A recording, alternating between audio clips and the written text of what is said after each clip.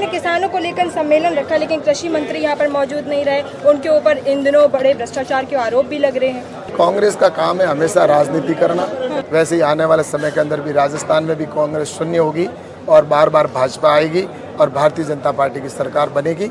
निश्चित रूप से उनकी राजनीति उनको मुबारक। हम तो काम में विश्वास करते हैं और काम कर रहे हैं। आज भी आपने अपनी फेसबुक प्रोफाइल पर तमाम जिम्मेदारियों को निभाने के बाद भाजपा कार्यकर्ता लिख रखा है। तरीके से ऐसा लग रहा था कि किसानों का महाकुंभ है वो आज देखने को मिला। क्या कुछ आप मैसेज देना चाहेंगे आम जन को? ऐसा है कि प्रधानमंत्री आदरणीय नरेंद्र मोदी जी का विजन है कि आने वाले समय के अंदर हम प्राकृतिक खेती की ओर जाना है और हमारे मुख्यमंत्री जी का भी यही विजन है, क्योंकि जिस प्रकार से किसान यूरिया, पेस्टिसाइड और डीएपी का उपयोग कर रहा है, जिससे आज धरती माता बंजर हो रही है और इतनी प्रकार की बीमारियां हो रही है, कैंसर, हार्ट अटैक, डायबिटीज़, ये सब बीमारियों के पीछे अगर कहीं न कहीं कोई कारण है तो पेस्टिसाइड है। और इसकी वजह से आने वाले समय के अंदर हम किसानों को जागरूक करेंगे। और आज की कार्यशाला के अंदर आपने देखा होगा आचार्य देवव्रत जी ने, जो हमारे गुजरात के राज्यपाल हैं, उन्होंने कितना अच्छे से सबको समझाया है और उन्होंने समझने के बाद में किसानों ने संकल्प लिया है कि हम जाने के बाद प्राकृतिक खेती करेंगे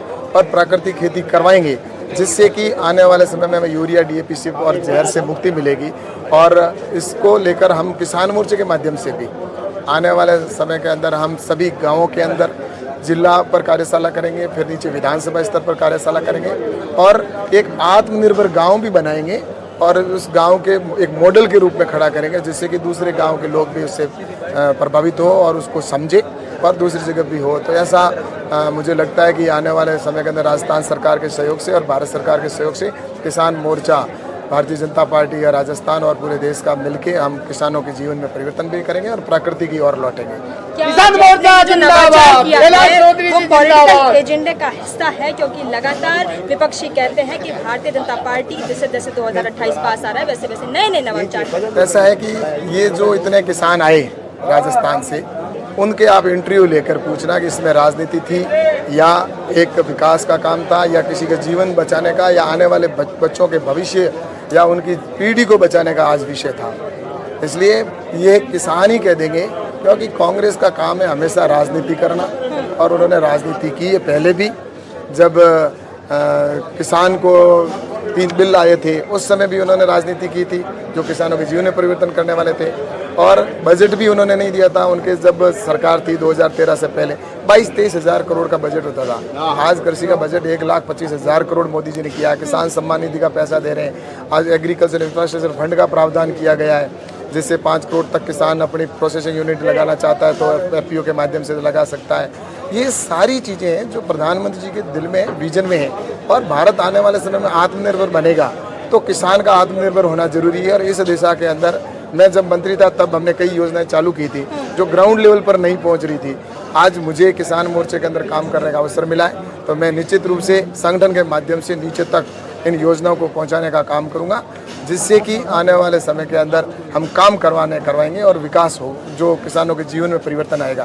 कांग्रेस के लोगों ने हमेशा जनता को गुमराह किया, 60 साल उन्होंने शासन किया, लेकिन अब आने वाले समय के अंदर आप देखना कि जिस तरह से दूसरे राज्यों के अंदर कांग्रेस शून्य हो रही है, वैसे ही आने वाले समय के अंदर भी राजस्थान में भी कांग्रेस शून्य होगी और बार बार भाजपा आएगी और भारतीय जनता पार्टी की सरकार बनेगी। निश्चित रूप से उनकी राजनीति उनको मुबारक। हम तो काम में विश्वास करते हैं और काम कर रहे हैं। क्या राजनीति से इतर की बात करें कि आज भी आपने अपनी फेसबुक प्रोफाइल पर तमाम जिम्मेदारियों को निभाने के बाद भाजपा कार्यकर्ता लिख रखा है? देखिए, मेरे लिए सबसे बड़ा अगर कोई पद है तो कार्यकर्ता है और भारतीय जनता पार्टी का प्रत्येक कार्यकर्ता आज अपने आप को भारतीय जनता पार्टी का सदस्य मानकर अपने आप को बहुत गौरवान्वित महसूस करता है। क्योंकि आपने देखा होगा कि आज चाहे वो कोरोना के टाइम में हो तो भी वो सेवा कर रहा था, और चाहे आज भी अगर किसानों के लिए, अगर प्राकृतिक खेती को बढ़ावा देने के लिए उनको चौपाल के अंदर यहाँ पर प्रशिक्षण के लिए बुलाया तो वो सहर्ष आए। और अब उन्होंने यहाँ से संकल्प लिया है तो वो नीचे जाकर वहाँ पर प्रशिक्षित करेंगे और खुद भी प्राकृतिक खेती करेंगे। तो ये सीधा सा कारण है कि इसमें आने वाले समय में हम तो सिर्फ यही चाहते हैं कि हमारा प्रदेश आगे बढ़े, किसान के जीवन में खुशहाली आए। आपने किसानों को लेकर सम्मेलन रखा, लेकिन कृषि मंत्री यहाँ पर मौजूद नहीं रहे। उनके ऊपर इन दिनों बड़े भ्रष्टाचार के आरोप भी लग रहे हैं। देखिए, हमने सभी मंत्रियों को बुलाया था और लगभग सभी मंत्री आए भी, सभी विधायक भी आए, और कुछ का बाहर, जैसा कि किसी के प्रेस कॉन्फ्रेंस का विषय था, अलग अलग प्रवास से पहले प्रोग्राम बने हुए थे।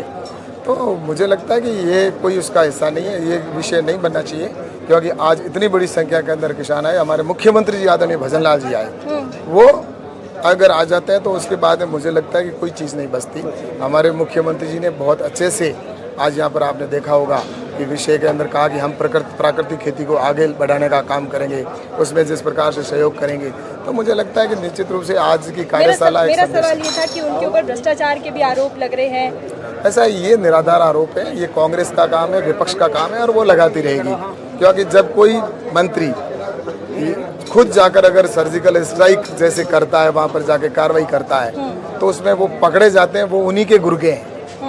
क्योंकि कांग्रेस ने जितना समय तक शासन किया तब उन्होंने ऐसे दलालों को छोड़ रखा था जो भ्रष्टाचार करते थे और ऐसे मिलावटी चीज़ों को वो किया करते थे, जिसकी वजह से आज उनके गुर्गे पकड़े जा रहे हैं, जेल जा रहे हैं, आगे भी जेल जाएंगे।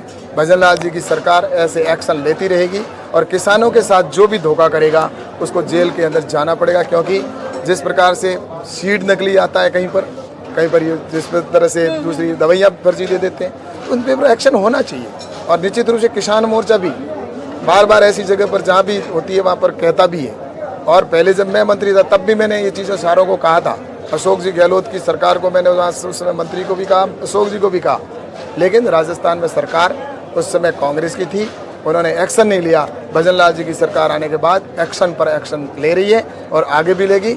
जो भी ऐसे करप्शन करेगा या जिस तरह मिलावटी चीज़ें लाएगा या करेगा तो उसके खिलाफ कार्रवाई की जाएगी।